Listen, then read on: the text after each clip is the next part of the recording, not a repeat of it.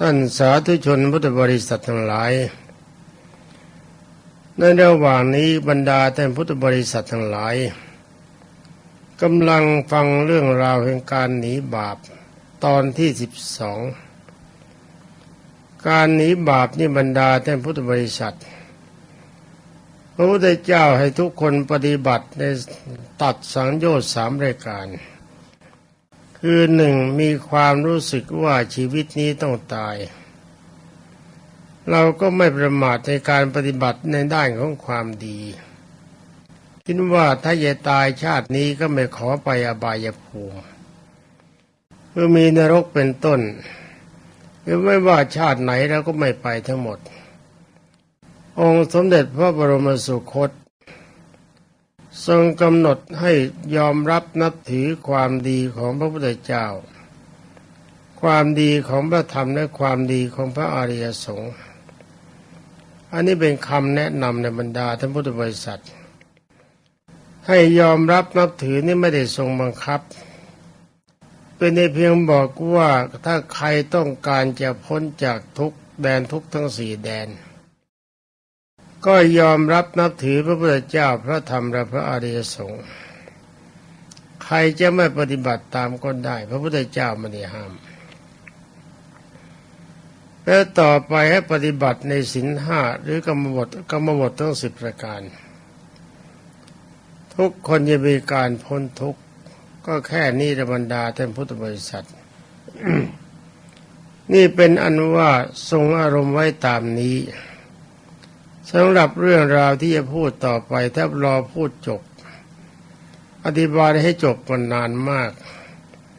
ก็ต้องเอาหัวข้อมาชี้แจงกันก่อนว่าปฏิบัติจริงๆหนึ่งมีความรู้สึกว่าชีวิตนี้ต้องตายและอาจจะตายวันนี้ไว้เสมอเร่งรัดทำความดีคือยอมรับนับถือพระพุทธเจ้าพระธรรมและพระอริยสงฆ์มีศีล5หรือกรรมบท10ครบถ้วนบริบูรณ์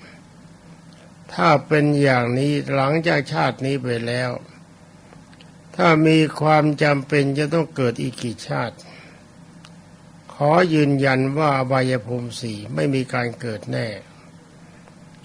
การเกิดเป็นสัตว์นรกก็ดีเป็นเปรตก็ดีเป็นอสุรกายก็ดีเป็นสัตว์เดรัจฉานก็ดีไม่มีกระทั่นแน่นอนจนกว่าจะเข้านิพพานตอนนี้ไปก็มาขอต่อตอนที่11ตอนที่11บอกไว้แล้วว่าการที่จะปฏิบัติในศีลข้อที่1ศีลนี่มีธรรมะแทรกอยู่ภายใน ต้องคิดว่าบรรดาท่านนักปราชญ์ทั้งหลายทราบแต่หลายท่านอาจจะยังไม่ทราบที่ทราบแล้วก็ขออภัยที่ต้องมาพูดให้รำคาญใจแต่ว่าที่ยังไม่ทราบก็โปรดรับฟังแล้วจะปฏิบัติตามหรือไม่ปฏิบัติตามไม่ปฏิบัติตามมีความเห็นด้วยหรือไม่เห็นด้วยก็เป็นสิทธิของท่านซึ่งพระพุทธเจ้าทรงตรัสว่าอาคาตาโรตถาคตาตถาคตเป็นในเพียงผู้บอกเท่านั้นเมื่อบอกแล้วท่านจะปฏิบัติตามหรือไม่เป็นเรื่องของท่านอาตมาก็เช่นเดียวกันในฐานะที่เป็นสาวกขององค์สมเด็จพระสัมมาสัมพุทธเจ้ารุ่นจิ๋วความจริงจิ๋วเฉยๆไม่ถูกต้องเรียกว่ากระจิ๋วหลิวคำว่ากระจิ๋วหลิวนี่เล็กที่สุดหรือว่ามีเลวที่สุดก็แล้วกันแต่บอกว่าเป็นสาวกขององค์สมเด็จพระสัมมาสัมพุทธเจ้ารุ่นที่เลวที่สุดแต่ว่ายังเกาะชายจีวรวิดไล่เกาะชีวรชายจีวรของท่านหมายถึงว่าพระพุทธเจ้าไปไหนก็จะไปบ้างแต่ก็วิ่งกดไม่ค่อยทันทางนี้เพราะอะไรเพราะว่าพระพุทธเจ้าท่านไปนิพพานท่านไปแล้วอาตมาก็ยังกระต้มกระเตี้ยมอยู่เมืองมนุษย์ในเวลานี้เป็นมนุษย์หรือเป็นคนก็จำไม่ได้เหมือนกันถ้าเวลาไหนสร้างความยุ่งยากให้แก่บุคคลอื่นโดยเจตนาร้าย เวลานั้นเป็นคนเวลาไหนทำจิตใจของคนทั้งหลายมีความแช่มชื่นสัตว์ทั้งหลายมีความแช่มชื่นเวลานั้นเป็นมนุษย์เรื่องนี้พูดทิ้งไปที่จะเลอะเทอะมาพูดกันถึงสิ่งข้อที่หนึ่งที่ว่ามีธรรมะสิงอยู่ภายในก็คือสองในสี่ของพรหมวิหารสี่ได้แก่หนึ่งเมตตาความรักกรุณาความสงสารก็รวมความว่าถ้าเรามีความรักคนที่รักกันนะฆ่ากันไม่ได้แน่และคนที่กำลังสงสารกันอยู่ก็ฆ่ากันไม่ได้แน่อันนี้ไม่ต้องอธิบายมากจะบอกว่าผมเคยฆ่าคนที่ผมก็เคยกำลังรักกำลังสงสารอันนี้ไม่จริงยังบอกว่ามีความจำเป็นมันอดมันอยากมากต้องฆ่าลูกทั้งที่กำลังรักอยู่แล้วต้องฆ่าลูกทั้งที่กำลังสงสารอยู่อันนี้ไม่มีเทวดาที่ไหนเขาเชื่อถ้ารักจริงสงสารจริงก็ต้องไม่ฆ่ากันไม่ทำร้ายร่างกายกันวิธีอื่นที่ดีกว่านั้นถมไปเมื่อมันไม่มีจะกินจริงๆอดก็ต้องยอมอดบรรดาท่านพุทธบริษัทมีใครบ้างไหมญาติโยมที่นั่งอยู่ที่นี่ที่กำลังนึกในใจว่าจะร้องตะโกนขึ้นมาว่าท่านเป็นคนไม่เคยอดไม่รู้ชีวิตจิตใจของคนที่อดอยากถ้าญาติโยมพุทธบริษัททั้งหลายตะโกนมาอย่างนี้จริงๆอาตมาก็จะตะโกนต่อไปว่าอาตมาที่เคยอดขนาดหนักมาแล้วขนาดไม่ใช่มีกินมื้ออดมื้อไม่ใช่อย่างนั้นในขั้นถึงกับ10 วันเศษไม่เจอไม่ข้าวเลยข้าวสุกข้าวเรียกว่าข้าวเจ้าหรือข้าวเหนียวก็ตามไม่เคยเห็นแม้แต่ไม่ข้าวแล้วถามว่ากับข้าวต่างๆที่บริโภคกันอย่างน้ำพริกกับปลาร้าเนี่ยเอาอย่างต่ำที่สุดที่เขาว่าต่ำนะสมัยหน้าแต่มามันไม่ค่อยจะมีจะกินถือว่าน้ำพริกปลาร้านี่สูงที่สุดน้ำปลานี่สูงที่สุดขนาดน้ำปลาจริงๆยังไม่มีสตังค์จะซื้อต้องทำน้ำปลากินเองในการทำน้ำปลากินเองนี่ก็หมายความเวลานั้นที่มันมีความอุดมสมบูรณ์เกิดขึ้นแล้วยามที่อดจริงๆเครื่องปรุงน้ำปลากินเองก็ไม่สามารถจะทำได้ต้องเอาเกลือมาละลายน้ำแทนน้ำปลาบางคราวก็อดขนาดไม่มีเกลือจะละลายน้ำมันตกยามคับแค้นจริงๆบรรดาท่านพุทธบริษัทชายหญิงถึงอย่างนั้นถ้าถามว่ากินอะไรถึงมันจะลำบากยากแค้นอย่างนั้นก็ยังไม่เคยคิดฆ่าบุคคลที่ติดตามคือไปด้วยกันหลายคนเรามีอำนาจสูงกว่าเรามีกำลังมากกว่าถ้าจะฆ่ากินเนื้อเสียเมื่อไรก็ได้หรือว่าจะฆ่าเพื่อบรรเทาความทุกข์เรื่องอาหารเพราะว่าอาหารที่เพิ่งหามันได้แต่ละคราวมันแสนยากก็หาไม่ได้น้อยต้องแบ่งกันกินเขาเรียกว่าจะต้องกินเมื่อได้มาแล้วนะกินแค่ฝาลิ้นฝาหม้อถ้านับกันจริงๆแล้วก็มันก็ได้ไม่กี่ช้อนเอามาต้มกินใช้น้ำให้มากหาของที่มีความเค็มนิดเอามากินผสมกันแล้วก็ไปหาผักมาไอ้ผักหญ้าทั้งหลายสมัยเมื่อก่อนมาหาง่ายประเทศไทยเมื่อสมัยอาตมายังไม่บวชยังหนุ่มอยู่หาง่ายมากผักหญ้าที่ไหนก็มีเวลานี้มองแล้วมีเจ้าของไม่หมดว่าหยิบเฉยๆไม่ได้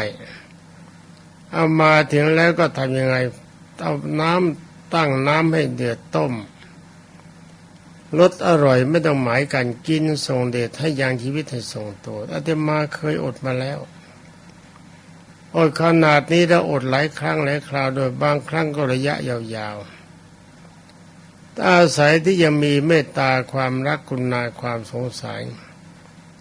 ในเวลานั้นยังไม่เคยคิดว่าจะฆ่าคนที่ติดตามไป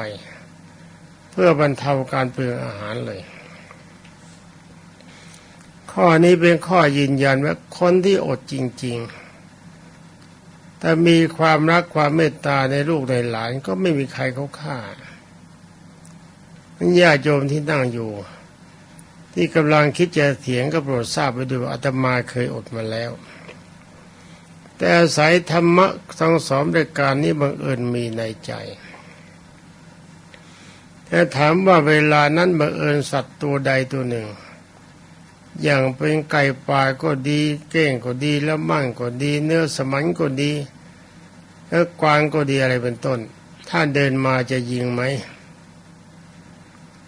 ความจริงไม่ต้องท่าแล้วเห็นอยู่ทุกวันแต่ก็ไม่กล้ายิงลูกน้องจะยิงก็บอกว่าอย่ายิงเลย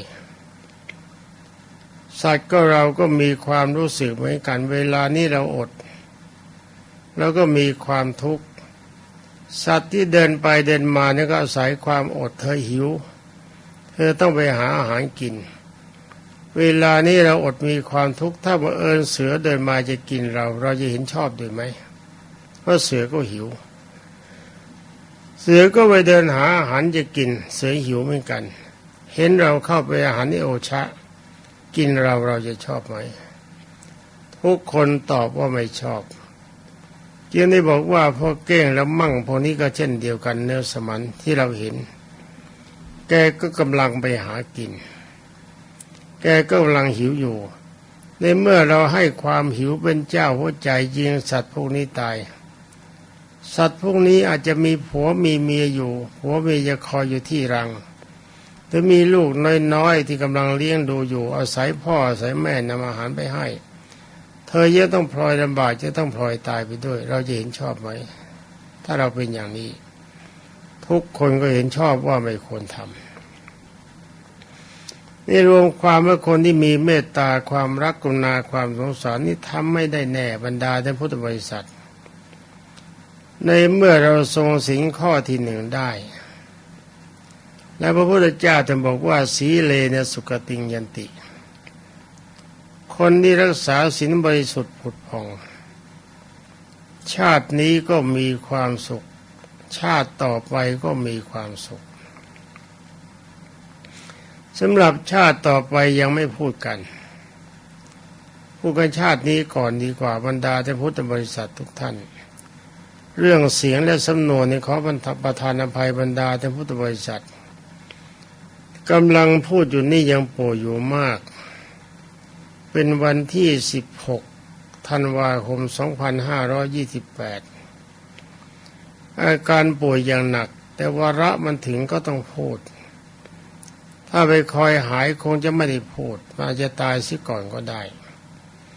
เมื่อหน้าที่มีก็ทำเพื่อความเข้าใจของบรรดาท่านพุทธบริษัทสำหรับอานิสงส์ศีลข้อที่หนึ่งในชาติปัจจุบันหนึ่งเราไม่ฆ่าสัตว์คำว่าสัตว์ที่หมายถึงคนทั้งคนและสัตว์เดรัจฉานไม่ใช่หมายเอาเฉพาะสัตว์เดรัจฉานอย่างเดียวคนก็เรียกว่าสัตว์มนุษย์นอกจากสัตว์มนุษย์ก็เป็นสัตว์เดรัจฉานเราไม่ฆ่าเพราะความรักเราไม่ฆ่าเพราะความสงสารเราไม่ฆ่าเพราะความเราก็ไม่ทำร้ายร่างกายเขาเพราะความรักไม่ทำร้ายร่างกายเพราะความสงสารในเมื่อเรามีความรักเรามีความสงสารบรรดาท่านพุทธบริษัททั้งหลายสังเกตท่านเองก็แล้วกันขณะที่ท่านพบคนที่ท่านรักหรือว่าพบคนที่ท่านสงสารหน้าตาของท่านจะเป็นยังไงจิตใจของท่านจะมีความรู้สึกยังไงมันจะแช่มชื่นดีหรือว่าหน้าบึ้งขึงจอจะยิ้มแย้มแจ่มใสแล้วหน้ากลายเป็นจวักลองวาดภาพดูสิ รวมความว่าคนเราถ้าเกิดคนที่เรารักถ้าพบคนที่เรารักหรือพบคนที่เราสงสารจิตใจเราจะชุ่มชื่นพบคนที่รักในความจริงคนที่เรารักไม่ทันจะเห็นหน้าเพียงแค่คิดถึงชื่อเธอเท่านั้นแหละแล้วนึกถึงจริยาของเธอที่แสดงออกจิตใจก็สบายแล้วเมื่อจิตใจสบายหน้าตาที่แสดงออกก็เป็นหน้าตาที่สบายหรือหน้าตาที่มีความยินดีไม่ยินร้ายยินดีคือดีใจหน้าตาของคนที่มีความสบายใจหน้าตาของคนที่มีแต่ความยินดีรื่นเริงหันษาก็เป็นหน้าที่มีความอิ่มเอิบเต็มไปด้วยความยิ้มแย้มแจ่มใสแสดงถึงอาการสดชื่นเมื่ออาการอย่างนี้ปรากฏขึ้นทุกท่านลองวาดภาพของตัวเองว่าท่านเองนะแต่เผอิญไปเจอใครก็แสดงอาการอย่างนั้นเท่าท่านจะปีติมีความอิ่มใจดีใจชื่นใจสดจิตใจสดใสหรือว่าเสียใจมีใจหดหู่ในเมื่อเขายิ้มให้เราแล้วก็ชื่นใจดีไม่ดีบางคนที่เราเกลียดน้ำหน้าไอ้คำเกลียดน้ำหน้ามันมีตรงไหนที่มีน้ำตาที่เราเกลียดเขาก็แล้วกันพอเดินผ่านไปเขายิ้มให้เราก็ยังยิ้มรับอย่างน้อยที่สุดเวลานั้นเราก็หายเกลียดไปนิดหนึ่งเมื่อท่านยิ้มผ่านไปแล้วเราอาจจะเกลียดใหม่ก็ยังได้ถ้าเจอหน้าเมื่อไรเขายิ้มให้เมื่อไรเราก็ลืมเกลียดไปทุกครั้งแต่เมื่อเขายิ้มให้บ่อยๆอาการที่หยุดเกลียดทุกครั้งที่เราเห็นเขายิ้มมันก็ค่อยๆหายไปในที่สุดต่างคนต่างก็มีความสดชื่นนี่เพราะอาการยิ้มก็เลยแนะนำว่าทุกคนหัดยิ้มไว้เรามีความดีใจเรามีความชื่นใจเราก็ยิ้มเราไม่ดีใจเราไม่ชื่นใจใจเฉยๆเราก็ยิ้มต่อไปก็ฝึกเราไม่พอใจเราก็ยิ้มถามว่ายิ้มหรือหัวเราะมีประโยชน์ยังไงก็ต้องตอบว่าทำสร้างความสดชื่นให้เกิดกับใจถ้าจะถามว่าคนนั้นเกลียดอยู่นี่เห็นหน้าก็เกลียดเรายิ้มให้เราชื่นใจแบบไหนก็ต้องตอบว่าต้องพยายามฝืนยิ้มไปก่อนตั้งใจฝืนยิ้มไว้หักใจว่าเกลียดแสงเกลียดโกรธแสงโกรธเพื่อเป็นการรักษากำลังใจหัดยิ้มไม่หน่อยพอยิ้มมายิ้มไปมาแบบนี้ไม่ช้าตัวเมตตากรุณาก็เกิดขึ้นตัวธรรมะก็เกิดขึ้นในใจโดยไม่รู้สึกตัวอย่างนี้มีความมั่นคงมากหนักเข้าจะกลายเป็นยิ้มจริงจะต้องใช้เวลาเป็นแรมปีก็ช่างเถอะให้ยิ้มจริงๆมันโผล่ขึ้นมาได้อารมณ์ใจก็เป็นสุขเป็นอันว่าในเมื่อเรากลายเป็นคนใจดีมีเมตตาความรักกรุณาความสงสารบรรดาญาโยมพุทธบริษัททุกท่านเราก็กลายเป็นคนที่ไม่มีใครเกลียด แต่คนที่จะเกลียดเรานะห้ามไม่ได้แน่นะคำว่าไม่มีใครเกลียดอาตมาพูดแต่ตามตำรามากเกินไปถ้าพูดตามความเป็นจริงว่าคนที่เกลียดเราจะน้อยลงไปดีกว่าตามตำราท่านบอกว่าเราเมตตาท่านก็เมตตาเราในพูดภาษาไทยว่าเรารักท่านก็รักเราเราสงสารท่านก็สงสารเรานี่ตำราว่าอย่างนั้นนะตำรานี่คงไม่ใช่ของพระพุทธเจ้าแท้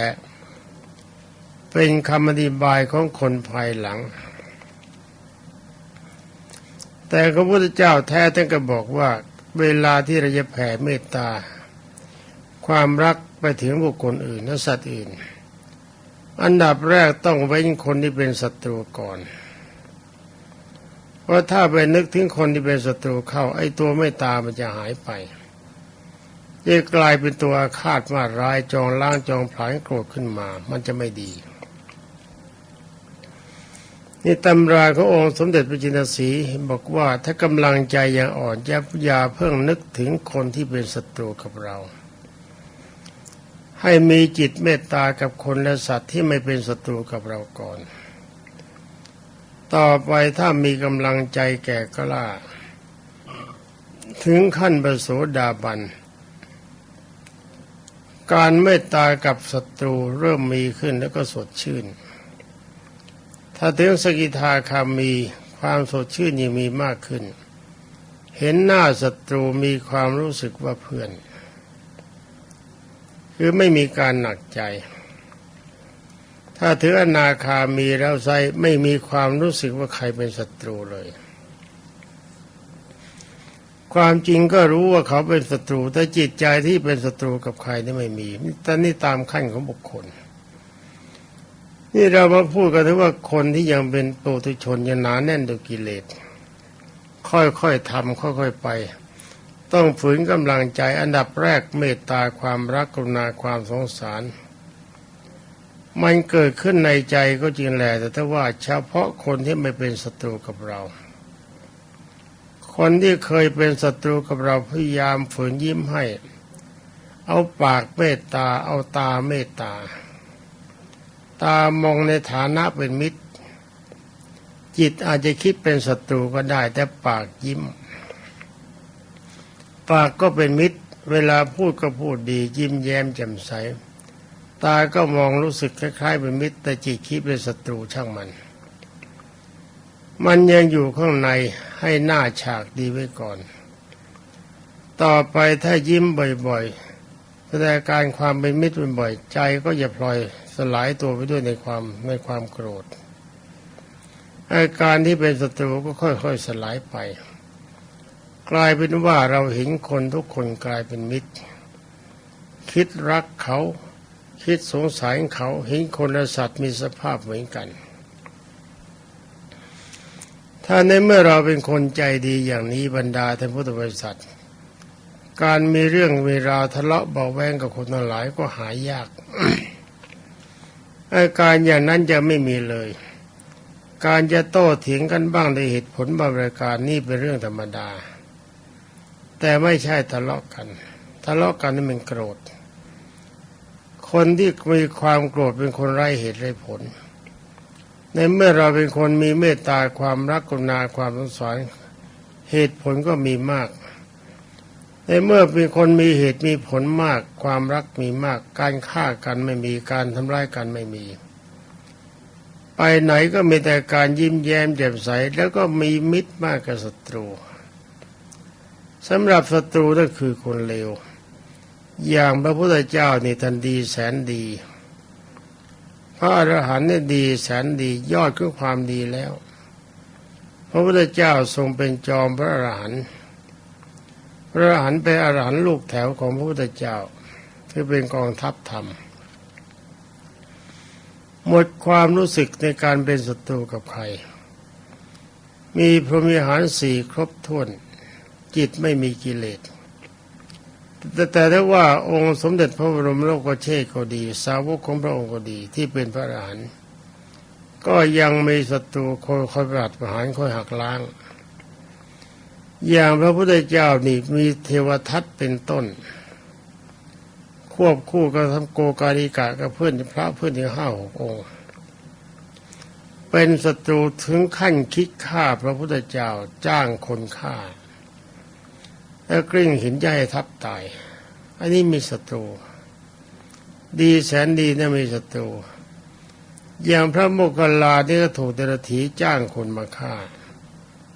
เป็นการตัดกำลังขององค์สมเด็จพระสัมมาสัมพุทธเจ้าอันนี้อย่างนี้ก็ต้องถือว่าเป็นเรื่องธรรมดาของชาวโลกแต่ว่าคนที่รักท่านมีมากในเมื่อเราเป็นคนมีคนรักมากเราก็มีความสุขมากทีนี้มาพูดกันถึงคนทั้งโลก ถ้าทุกคนเชื่อพระพุทธเจ้าต่างคนต่างไม่มีใจโหดร้ายไม่ฆ่ากันไม่ประทุษร้ายกันโลกจะเต็มไปด้วยความสุขโลกเวลานี้ไม่มีความสุขเพราะแย่งชิงดีชิงเด่นกันทำสงครามแย่งพื้นที่กันแย่งทรัพย์สินกันแต่สงครามที่ทำคนที่คิดแย่งอำนาจปรารถนาความเป็นใหญ่แกไม่ได้ออกไปรบเองแกใช้คนอื่นไปตายแทนแกบาดเจ็บแทนแกโลกถึงได้เป็นทุกข์ มาชาวบ้านเราถ้าหากว่าเราไม่คิดหักล้างไม่คิดประหารกันต่างคนต่างรักกันโลกจะเต็มไปด้วยความสุขว่าทุกคนเห็นหน้ากันก็มีแต่การยิ้มแย้มแจ่มใสมีแต่ความเป็นเพื่อนจะหลับหรือจะตื่นก็เป็นสุขนั่งหรือนอนก็เป็นสุขไม่ต้องระแวดระวังภัย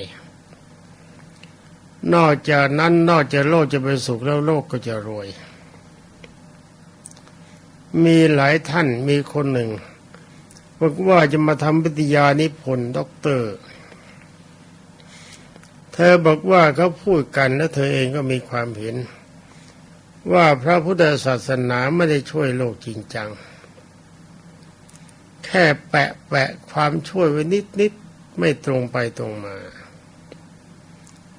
เธอพูดอย่างนี้เธอทู่ตามความรู้สึกของเธอก็ไม่น่าตำหนิเพราะคนเกิดมาในโลกนี้มีบารมีไม่เสมอกันอยู่แล้วบารมีหมายถึงกำลังใจก็คือการใช้ปัญญาที่เรียกว่าปัญญาบารมีไม่เท่ากันอาตมาจะพูดให้ฟังอย่างคนที่มีบารมีน้อยเหมือนกันถ้าคนเราไม่ทะเลาะกันไม่ทำร้ายซึ่งกันและกันประเทศชาติจะตัดงบประมาณไปได้มากหนึ่ง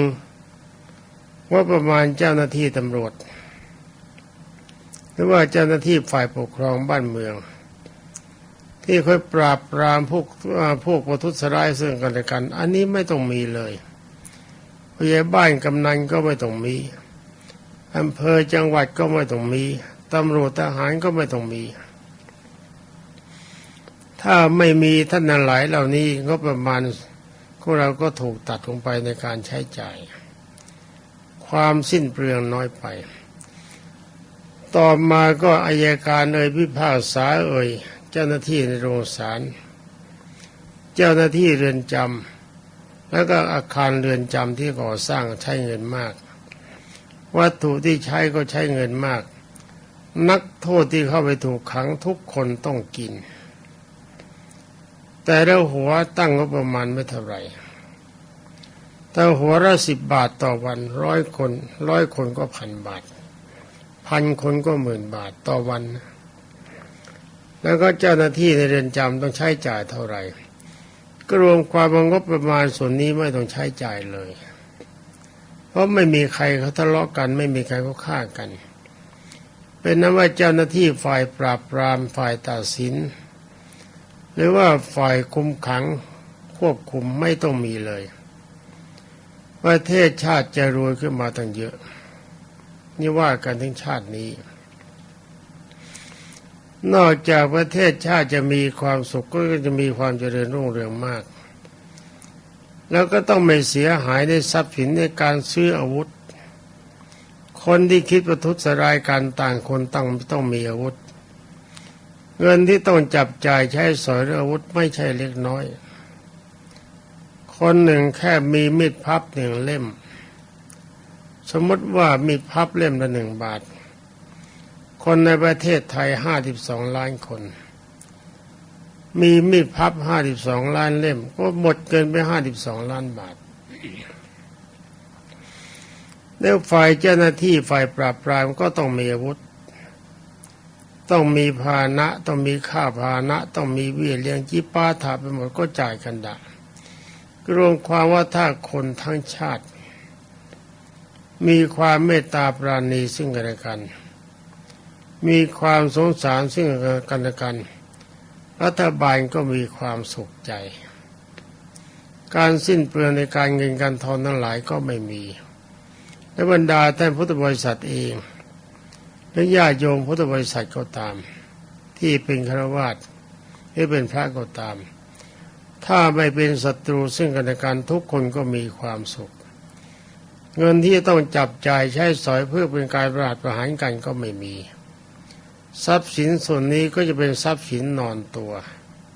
จะคงอยู่กับกระเป๋าของตนเองเป็นนั้นว่าความร่ำรวยเกิดขึ้นมาจุดหนึ่งจากการที่ไม่คิดประทุษร้ายซึ่งกันและกันและไม่ทำร้ายซึ่งกันและกันนี่บรรดาท่านพุทธบริษัททุกท่านไม่สบายเสียงก็สั้นๆไปหน่อยขออภัยด้วยถ้าจะพูดต่อไปก็เอาแค่นี้ก็แล้วกันเห็นผลชาติปัจจุบันเล็กน้อยสำหรับชาติในสัมปรายภพคือชาติหน้าไว้พูดกันในงวดหลังสำหรับเวลานี้สัญญาณบอกเวลาปรากฏแล้วบรรดาท่านพุทธบริษัทต้องขอลาก่อนขอความสุขสวัสดิ์พิพัฒนามงคลสมบูรณ์ผลจงมีแด่บรรดาท่านพุทธศาสนิกชนผู้รับฟังทุกท่านสวัสดี